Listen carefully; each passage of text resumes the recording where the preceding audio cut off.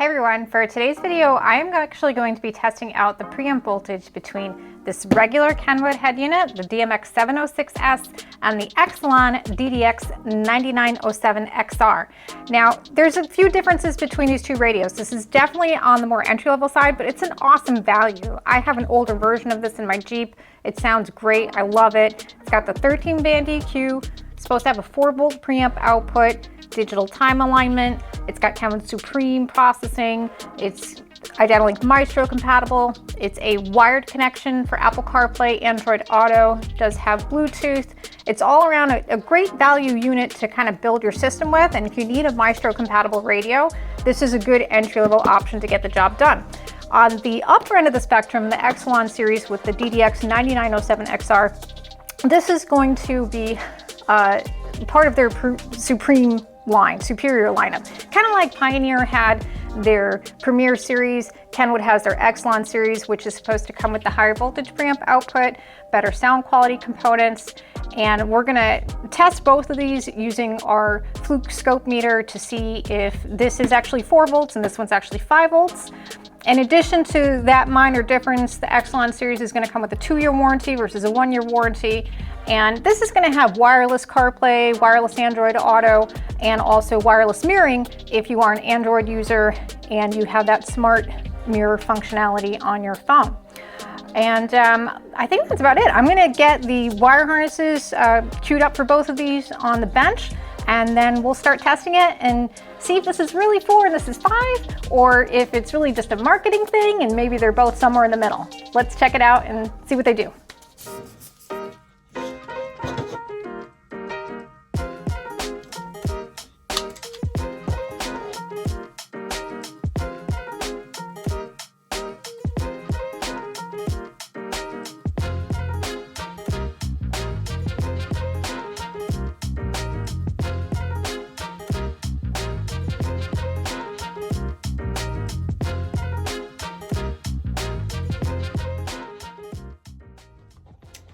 To do it.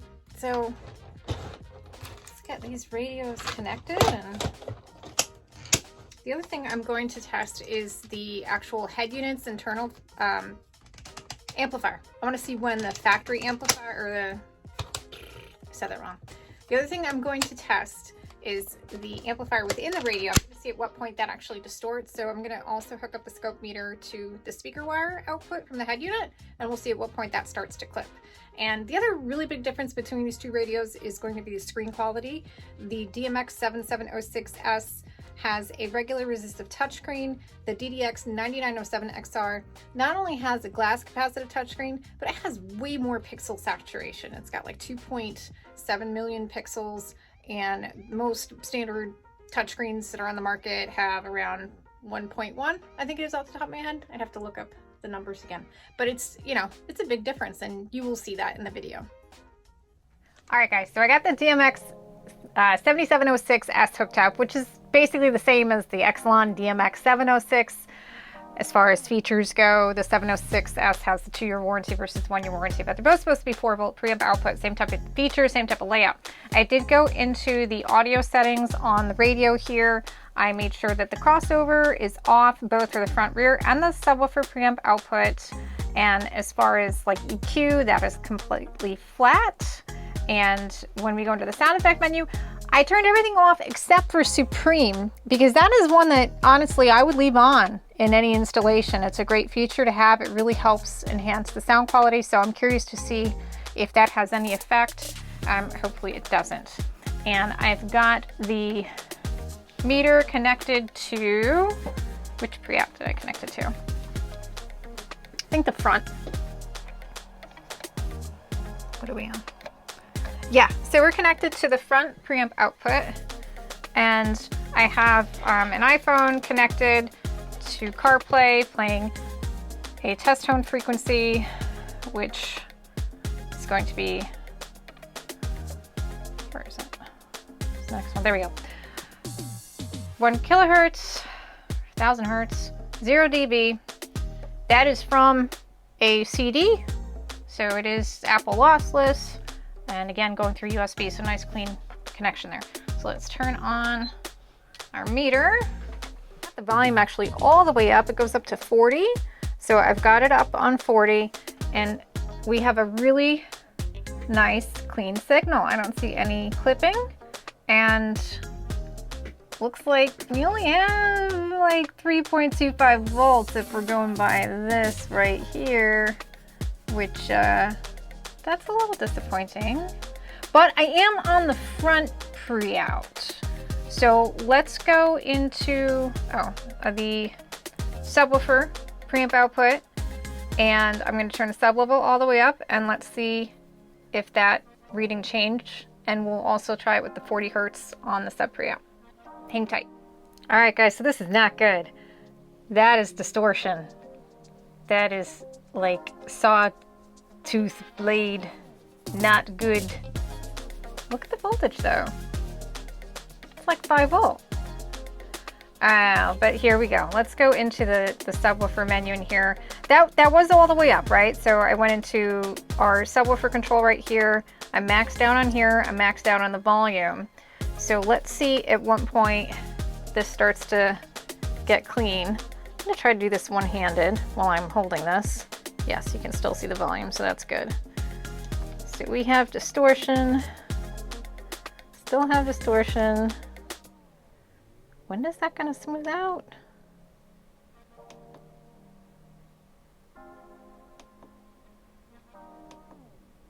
Wow, okay, so not until 30. So at 75% of the peak volume through the preamp, we have distortion on the subwoofer. Interesting. I did not expect that. And the voltage at this point, it looks like we're at 3.5. So clean at 30 on the sub preamp output. That's a little disappointing. Let's see if turning off Supreme makes any difference in the sound effect menu here. I'm gonna turn Supreme off. Back button. Now let's turn the volume back up. Yeah, no, it still distorts. So that didn't make any difference. Good to know. So if you're doing a full system, that means you really have to tune this head unit for volume 30 because your preamp is going to distort on the subwoofer channel at 31, even with everything off. See that right there? It's starting to distort, starting to get a little jagged on the edges. That's really good to know. A little disappointing. I still love the way Kenwood sounds. I still love the way my Jeep sounds. But let's see how this preamp compares to the eXcelon preamp. Oh, and I almost forgot. I am going to test the internal amplifier. So let me switch this over to the speaker level connections and we'll see at what point the internal amp and the radio distorts. Moving on, I am now connected to the front speaker wire connection here. I think it's front left. And I'm pretty sure we're still at volume 30. Yeah, and we're distorted. So let's keep going down and see when this gets clean. Almost there. Oh, it might be clean. Yeah. So 29 we're clean, 30 we're distorted with everything flat, right? I left Supreme off in here under sound effect. Put Supreme on real quick, turn it back down a notch. It's a little funky with Supreme on at 29. So I'm gonna say 28 is your clean point using the head unit's internal amplifier with everything flat. Keep in mind, everything flat. If you go into the sound effect menu and you turn on bass boost or loudness or drive EQ or any of these little enhancement features, realizer, it didn't make a big of a difference as I thought it would. Typically turning things like bass boost, drive EQ, loudness, we will add distortion. Could just be because of the test tone frequency that I'm using, but it's not making any difference when I push any of these buttons. But keep in mind, doing any of these adjustments will affect the distortion point and put it at a lower threshold. Honestly, I'm more of a minimalist anyways. When I set up a head unit like this in a client's car in my own vehicle, the only thing I'm really turning on in here is Supreme. And then in the EQ, you're going to see minimal adjustments. Like in my car, I've got 250s down a couple of notches. There's a frequency around 4K that bothers me in my car. And I am a little hard of hearing on the top end from playing in bands as a kid and listening to my stereo too loud. So I tend to boost the top end just a little bit. So less is more. This is really just to fine tune, start with really good quality equipment in the right locations with good clean power, set your gains properly, and then you're going to use your EQ to do minor adjustments. This thing shouldn't look like a roller coaster. That's not what it's for. But let's hook up the next radio. Take a good look at the screen, because that's the other thing I was mentioning, is you're going to see a really big difference in quality between like the vibrancy and the saturation between this resistive touchscreen and the DDX9906XR, which has that really nice high resolution screen. But if you're, you know, a value oriented person, this is a great screen with a lot of features for the money. But let's see if there's any difference to that preamp. That'll really be the test, right?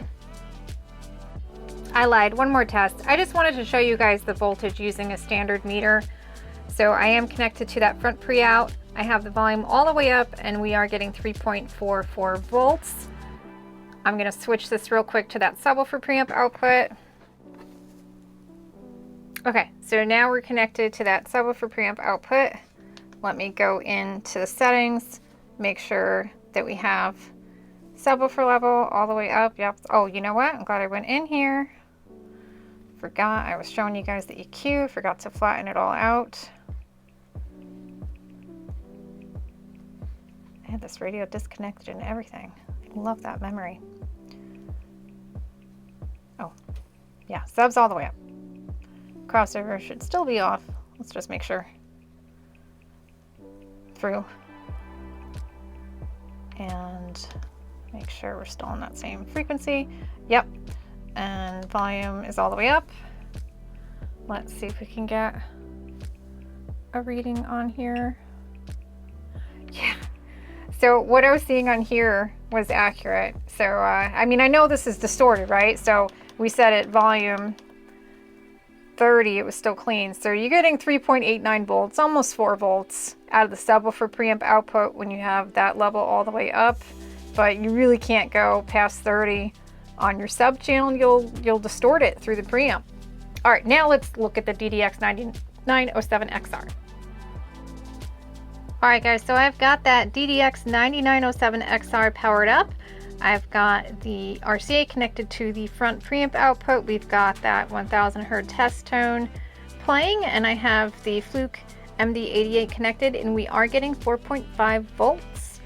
So there is definitely a 1 volt difference between these two head units. That's great to know that that's not just a marketing ploy. So now let's actually hook up the Scopemeter and see what kind of results we get with the distortion. Hang tight. Actually, I lied again. I wanted to see if there was any difference with the subwoofer preamp output. So I did go ahead and go into the audio settings, and I made sure that the crossover is turned off for the subwoofer. And now I'm going to go in to this, yep, subwoofer levels all the way up to 10. And I think we're going to see very similar results. So right now I have the volume at 30, assuming that's going to be the point that the subwoofer preamp distorts, and we're getting 4.3 volts. So it's interesting that Kenwood gives you higher voltage on the subwoofer, but what portion of that is usable, right? So if I turn this up to 40, we're getting 7 volts out of that subwoofer preamp output. But at what point is that preamp distortion happening? So let's actually see with this guy now, for real. All right, very similar to what we saw with the DMX7706s. I've got the volume all the way up. We're connected to that subwoofer preamp output level, and we have our sub level all the way up on the head unit, just like I had for the last test. And look at that sawtooth jagged distortion. nastiness and that super high voltage. Oh, 8 volts, oh my God. All right, so let's turn this down and see at what point the distortion goes away. Is it gonna be 30?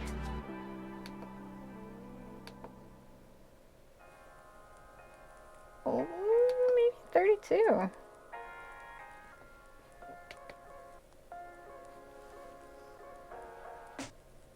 That looks pretty clean. Yeah, but 33, starting to distort.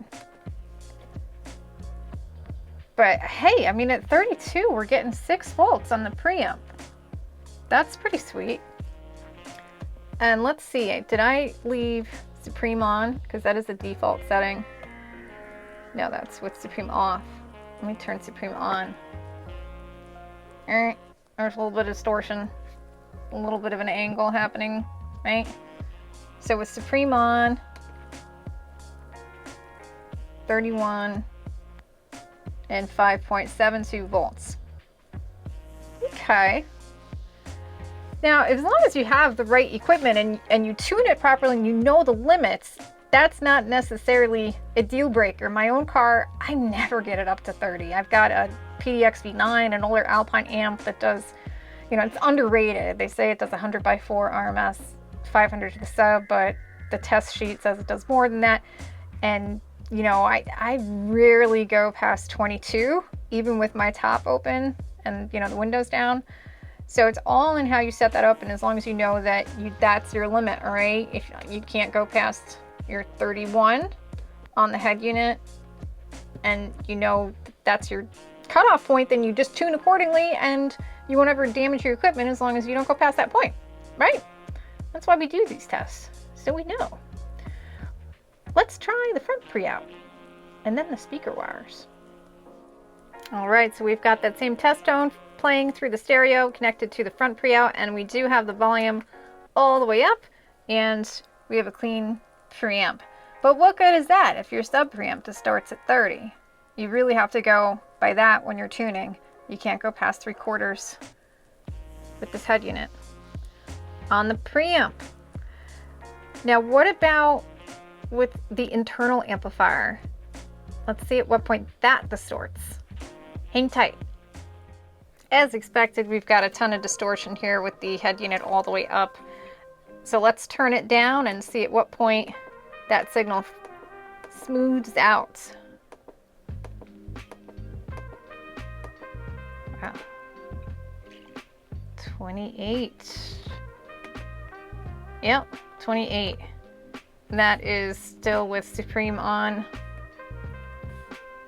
in our sound effect menu. Yeah. If I turn Supreme off,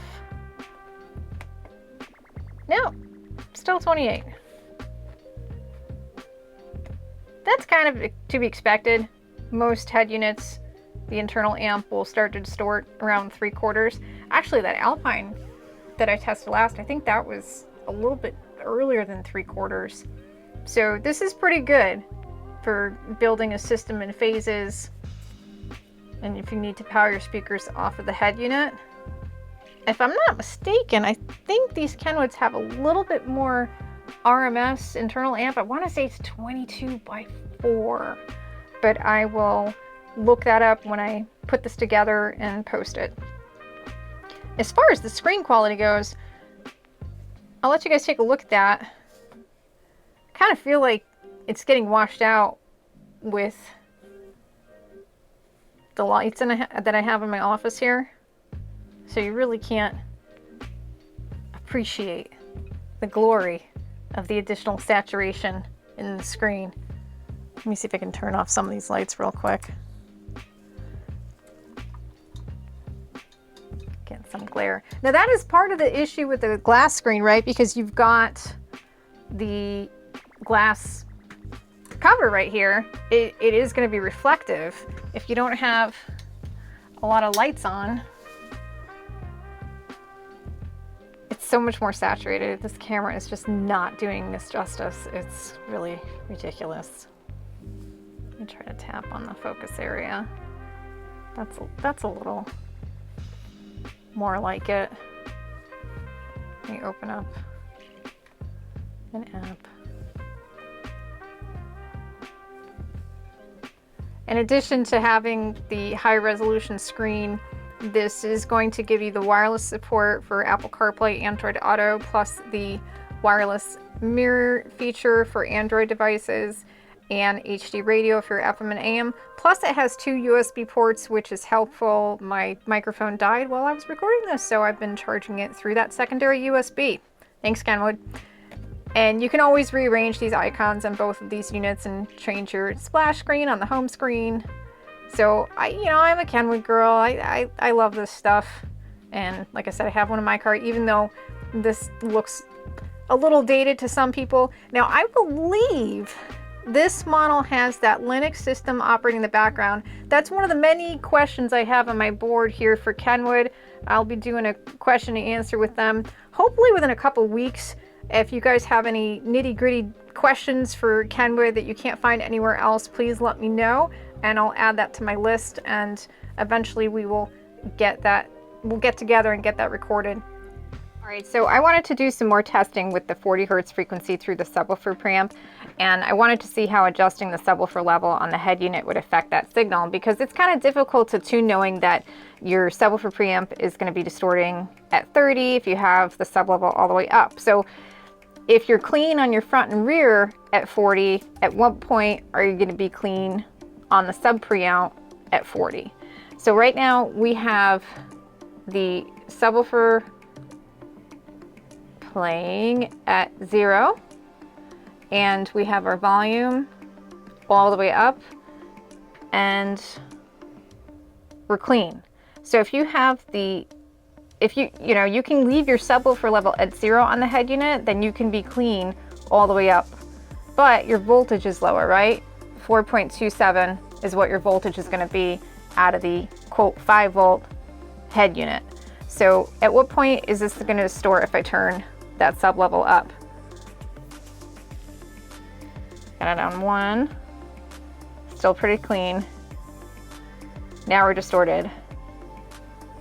So at subwoofer level 2, we have distortion. So basically leave your subwoofer level on the head unit at 0 on Kenwood, and then you can tune with the volume all the way up and know that you have a clean signal going through your preamp. One of the reasons we typically do this with the subwoofer level all the way up is because we assume that most of our clients are going to do that. If we put a system in the car and you see, oh, it's not at, its max potential, let me turn that up. Unfortunately, that can screw things up by sending a distorted signal to your subwoofer. There it is. So in reality, at, where were we? Yeah, at 2 we have distortion. So at 1, we're clean with, looks like 4.78 volts is what we're actually getting through that subwoofer preamp. So not quite a true 5 volts, but that's still really good information to be aware of. This way you can tune with the head unit all the way up and know that it's clean on your front, rear, and subwoofer preamp output. And that is with the DDX9907XR. Let's try that DMX706s and see if we get the same results. Okay, so now I've got that DMX7706s powered up. I've got the subwoofer level at 0. I've got the volume all the way up, and we are playing that 40 Hertz test tone frequency. Start that track over real quick. And let me get back to sub level. Okay, so like the eXcelon model, we are clean all the way up, getting about 3.75 volts. So not quite 4, but pretty darn close to it. And if I start turning that subwoofer level up, at what point, right away, we start to see it get dirty. So same thing, you got to leave that subwoofer level on the head unit at 0. Otherwise, you're going to get distortion through your preamp. Good to know, right? It's kind of odd that they would set it up this way, right? You can get a lot more voltage out of this if I turn that up, but you're going to get a lot of distortion out of it, and you're going to reach that distortion point a lot sooner at volume 30 versus, if we turn this all the way down to 0, we can keep it clean with the volume all the way up. So that's how I would recommend setting this up. If you do get a Kenwood head unit, just leave your subwoofer level at 0 and you'll be certain that you have clean frequencies going to all your equipment and you don't have to worry about distortion damaging it. But not quite 4 volts. Pretty close though, pretty close. Well, that was interesting, right? I wasn't expecting to see the subwoofer preamp output distort so easily. When we do these tests, a lot of times I just assume to put the subwoofer level all the way up because I think that's what my clients are going to do if we install the stuff in their car. Like, why wouldn't you? It goes up to 15, so why wouldn't you put it up to volume 15 on the subwoofer level? Well, now you see why we shouldn't do that. And every product's going to be different, right? With the Alpine, I had to turn it all the way up to get any type of voltage out of it. And with Kenwood, when we turn it up, we get a ton of voltage, but it's dirty. So keep your subwoofer level at 0 if you do have one of these Kenwood head units, whether it's the eXcelon series or the regular series. And know that the preamp is nice and clean on front, rear, and subwoofer as long as you keep that sub level at 0. But were they quite 4 volt and 5 volt? Not exactly. They were pretty close, right? We were getting 3.75 volts on the DMX7706s with the subwoofer level at 0 all the way up, and I think it was like 4.75 on the eXcelon series. So pretty close, but not exactly. And the next question is, okay, well, is it worth it to splurge on the Kenwood eXcelon, the DDX9907XR, or should you just get something like the DMX7706s?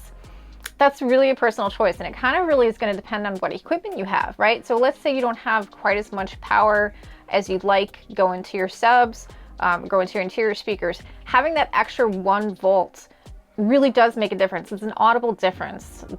The amplifier is going to be more sensitive to that higher voltage preamp, which means you can have the gains lower and get more output.